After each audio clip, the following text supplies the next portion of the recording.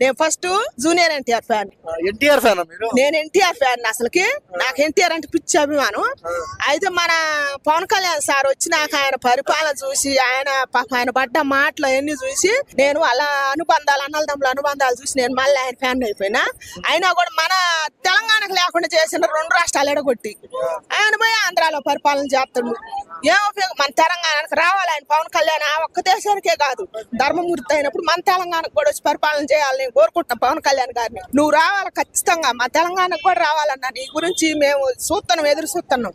ఈడ కూడా పరిపాలన చేయాలి, మంచి పరిపాలన చేస్తుండ. ఆడ ధర్మమూర్తి 4 పదాల మీద నడుతుంది. ఇప్పుడు ఆయన డిప్యూటీ సీఎం ఎవరికన్నా వచ్చింది అసలు? ఆ పేరు ఎవరికి రాలేదు ఆయనకి. నేను ఇప్పుడు నాకు 40 సంవత్సరాలు, నేనే ముఖ్యమంత్రి కానీ ఇప్పుడు ఎంతమంది అసలు ఆ డిప్యూటీ సీఎం అంటే ఏందో కూడా నాకు తెలియదు.